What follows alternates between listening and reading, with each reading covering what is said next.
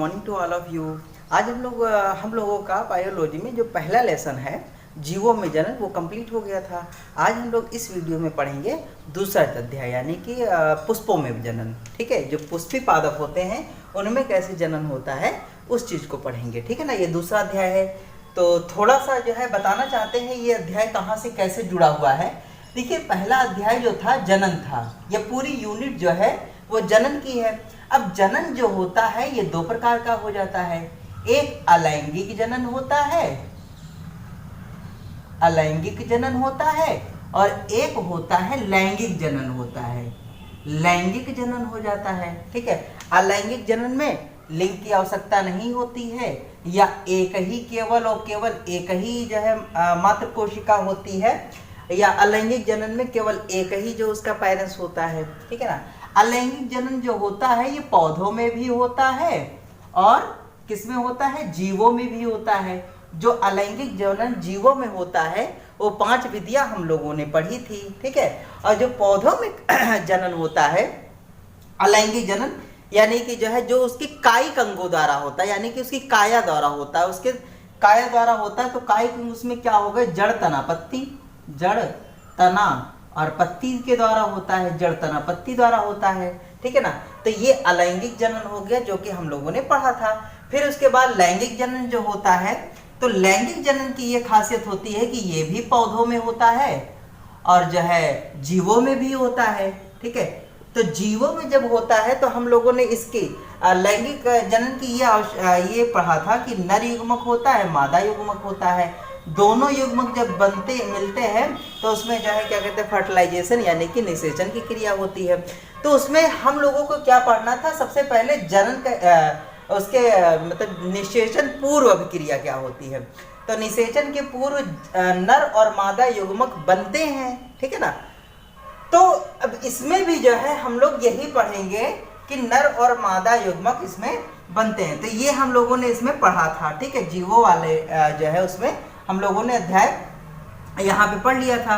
इसमें नर युग्मक होता है और मादा युग्मक होता है, और जब दोनों मिलते हैं तो यहाँ पे फर्टिलाइजेशन होता है यानी कि निषेचन होता है, और निषेचन के फल स्वरूप ही आपका जाइगोट बन जाता है यानी कि युग्मनज बन जाता है। युग्मनज बनने के बाद भ्रूण बनता है और भ्रूण बनने के बाद नई संतान जन्म लेती है। ठीक है, इतना हम लोगों ने पढ़ रखा है। तो यहाँ तक का तो नंबर मतलब कि पहला ही अध्याय चला है। अब यहाँ पे पौधों का जो लैंगिक जनन है, यहाँ पे पौधों का अलैंगिक जनन था यानी कि पौधों के कायिक अंगों द्वारा था, काया के अंगों द्वारा था, शरीर के अंगों द्वारा था। यहाँ पे जो है, यहाँ पे जो है ये पौधों का यानी कि पुष्पों के द्वारा जनन होगा। जब पुष्पों के द्वारा जनन होता है, ठीक है, यानी कि पुष्पों के द्वारा जो बीज बनता है तो वो जो क्रिया होती है वो लैंगिक जनन में आ जाती है, क्योंकि वहां पे नर युग्मक और मादा युग्मक का संलयन होता है। और यहाँ पे जड़ तना पत्ती से जब नया पौधा बनता है तो इसमें भी किसी भी दूसरे युग्मक की आवश्यकता नहीं होती है। तो यहाँ से हमारा शुरू होता है अध्याय सेकंड। ठीक है, यहाँ से अध्याय हमारा सेकंड शुरू होता है, पौधों में लैंगिक जनन। पौधों में लैंगिक जनन यानी कि पुष्पों द्वारा जो जनन होता है उसे ही लैंगिक जनन कहते हैं।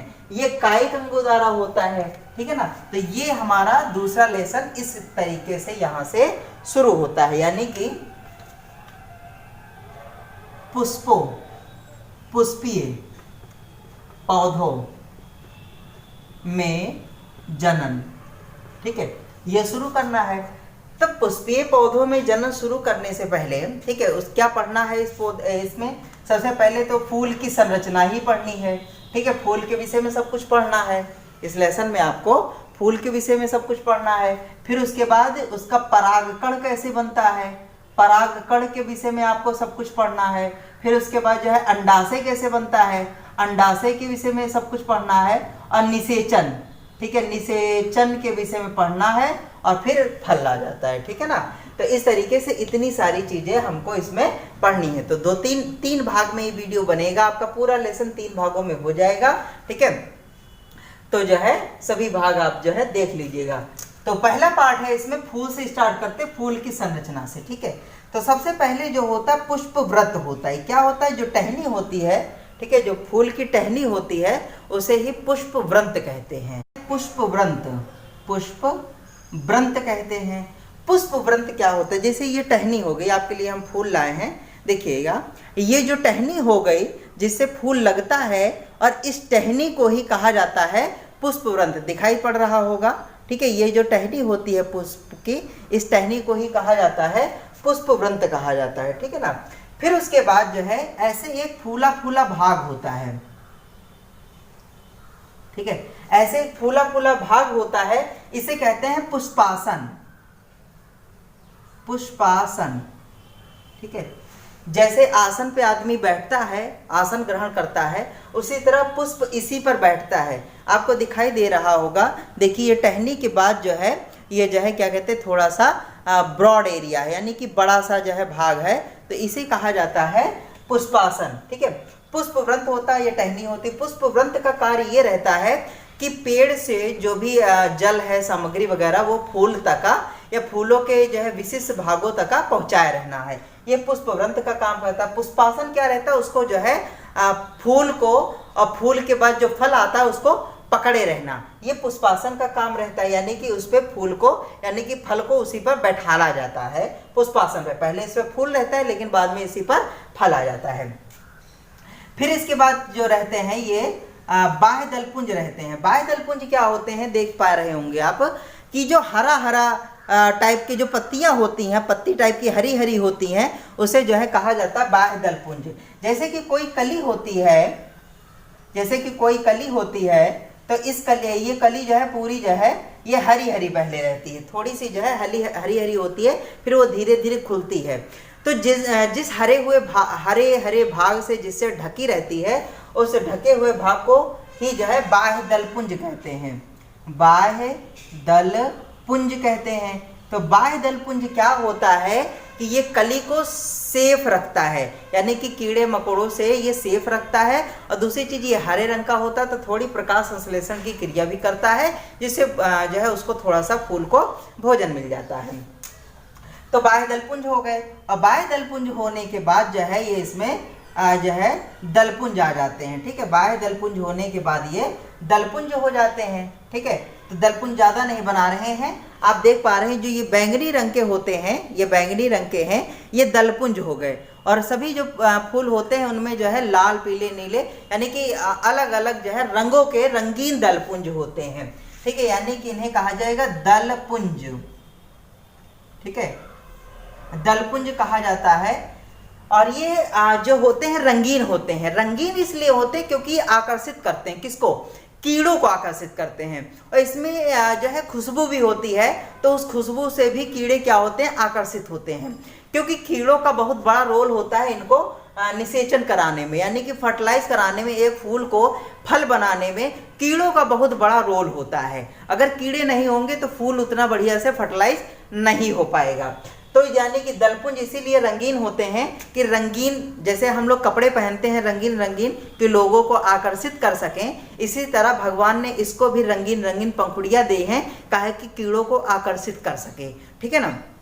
तो आकर्षित करने के लिए जैसे हम रंगीन कपड़े पहनते हैं, वैसे ये भी रंगीन होता है। तो दलपुंज रंगीन होता है। उसके बाद क्या होते हैं, ये जो होते हैं ये पुंकेसर, ठीक है, ये पुंकेसर हो गए,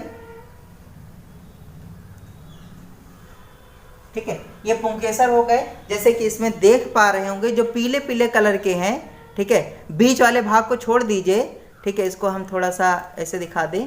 ये जो बीच वाले भाग को छोड़ दीजिए, जो किनारे किनारे वाले पीले पीले आपको नजर आ रहे होंगे, ठीक है, ये पीले वाले जो हो गए पुंकेसर हो गए, ठीक है। ये पुंकेसर हो गए, ये पुमंग हो गए, पुमंग, इनको कहा जाता है पुमंग। जब ये ग्रुप में होते हैं तब इनको पुमंग कहते हैं। जैसे इसमें है कितने हैं, 6-7 हैं, बैंगन के फूल में 6-7 हैं, तो 6-7 हैं, ये पुमंग हो गए। यानी कि पुरुष का अंग क्या है, पु का मतलब पुरुष और मंग का मतलब अंग, यानी कि ये एक प्रकार से पुमंग जो होते हैं ये पुरुष का अंग होते हैं। पुमंग जो होते हैं ये पुरुष का अंग होते हैं। और ये क्या होते हैं, ये पुंकेसर का समूह होते हैं, पुंकेसर का समूह होते हैं, समूह होते हैं, पुंकेसर का समूह होते हैं, ठीक है ना। यानी कि एक अगर ये लोगे, ठीक है, जैसे ये हम एक ले रहे हैं, आपको दिखा रहे हैं, जैसे ये हमने एक ले लिया, ठीक है, एक ये पीला पीला है, तो पीला पीला जो एक है, इस एक को क्या कहेंगे, पुंकेसर कहेंगे। लेकिन जब हम पूरे समूह की बात करेंगे तो उस पूरे समूह को जो है पुंकेसर का समूह यानी कि पुमंग कहा जाएगा। तो ये तो पुमंग हो गए, ठीक है। अब इस एक पुमंग में ऊपर इसको कहा जाता है, ठीक है, इस ऊपरी भाग को पराग कोश कहा जाता है, पराग कोश कहा जाता है, पराग कोश इसे कहा जाता है। और इसी में जो है पराग कण जो है उत्पन्न होते हैं, ठीक है, इसी में पराग कण उत्पन्न होते हैं। तो पराग कोश में ही पराग कण, ठीक है, पराग कण जो होते हैं वो सभी उत्पन्न होते, इसी में जो है पराग कण की उत्पत्ति होती है, ठीक है, पराग कण की यहीं पर पराग कोश में ही उत्पत्ति होती है। आगे की वीडियो में हम इसको फाड़ेंगे और फाड़ के जो है तब इसके अंदर दिखाएंगे कि कैसे कैसे ये जो है बनता है। तो पराग कोश जो होता है, और इसे जो ये है फूल से लगा रहता है, इस भाग को पुतंतु कहते हैं। पुतंतु, तंतु का मतलब जैसे बल्ब होता है, बल्ब में भी दो तार होते हैं, उन दोनों को जोड़ने के लिए एक पतला सा तार लगता है टंगस्टन का, उसे जो है तंतु कहते हैं। तो किसी भी चीज को जोड़ने के लिए एक जो पतली सी आकृति होती है उसे तंतु कहते हैं। यहाँ पे पुरुष को जोड़ने के लिए यानी कि पुंकेसर को जोड़ने के लिए आकृति है, इसीलिए इसको पुतंतु कहते हैं, ठीक है, इसीलिए इसको पुतंतु कहते हैं। तो ये पुतंतु हो गया। फिर उसके बाद जो है एक ऐसा बीच में ये भाग होता है, ठीक है, पराग कोश इसमें आप देख पा रहे होंगे, ठीक है, ये थोड़ा सा जो है पराग जो पराग कोश है ना, देखिए इसमें जो है लाल लाल सा है, हल्का सा, यहाँ पे आपको शायद नजर ना आ रहा हो लेकिन हम देख पा रहे हैं थोड़ा सा अलग डिफरेंट कलर है, ये पीले कलर का है और जो पराग कोश है वो थोड़ा सा लाल लिए हुए, ठीक है ना, तो ये लाल कलर हो गया। तो ये तो हो गया पराग कोश। फिर उसके बाद इसे कहा जाता है वर्तिका, वर्तिका यानी कि वर्तिका, और इसे कहा जाता है अंडाशय, अंडाशय यानी कि इसी से फल का जन्म होता है और बीज का जन्म होता है, इसी से फल और बीज का जन्म होता है, इसे अंडाशय कहा जाता है। और यहाँ पर इसको वर्तिका कहा जाता है। और इस अगले वाले भाग को वर्तिकाग्र कहा जाता है, वर्तिकाग्र। वर्तिकाग्र का मतलब हो गया, ये अगर वर्तिका हो गई और वर्तिका का अग्रभाग, अग्रभाग होता है, इसीलिए देखिए वर्ति अग्र, इसमें अग्र लगा हुआ है सफिक्स में, ठीक है, अग्र होता है। तो इसमें देखिए जो बीच वाला पार्ट है, इसमें देखिए जो बीच वाला पार्ट है, इस पीले वाले पार्ट को छोड़ने के बाद, पीले वाले पार्ट को छोड़ने के बाद जो बीच वाला पार्ट है, ठीक है, तो इसी बीच वाले पार्ट को ही कहा जाता है वर्तिकाग्र और वर्तिका। और ये अंडाशय, देखिए वर्तिकाग्र जो है हल्का सा हरा हरा नजर आ रहा है और बाकी वर्तिका सफेद सफेद नजर आ रही है, ठीक है ना। तो ये सब पूरा हो गया।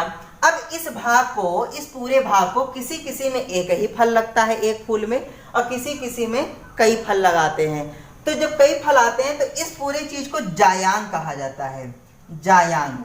जायांग क्या होता है, ये स्त्री केसर का समूह होता है, स्त्री केसर का समूह होता है, स्त्री केसर का समूह होता है। अब इसमें आपको एक ही स्त्री केसर नजर आ रहा है, तो ये स्त्री केसर भी कहा जाएगा, ये जायांग भी कहा जाएगा, ठीक है ना। तो ये जायांग क्या होता है, स्त्री केसर का समूह होता है। अब ये पूरी आपकी संरचना पुष्प की हो गई। तो इसमें एक चीज ये भी याद रखिएगा, जब ये पूरे फूल को जो भी ये थामे रहता है उसको व्रंत कहा जाता है, क्योंकि व्रंत जब हम आगे यहाँ पर ये अंडाशय पढ़ाएंगे तो भी वहां पे आपके ये व्रंत काम आने वाला है।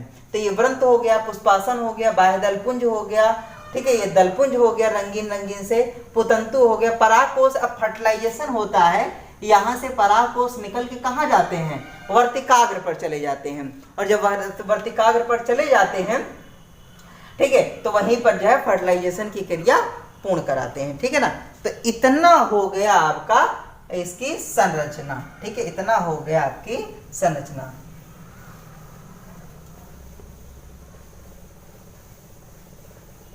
फिर उसके बाद हम लोग पढ़ेंगे इसके पराग कोश या पुंकेसर की संरचना, सर की संरचना, पुंकेसर की संरचना पढ़ेंगे।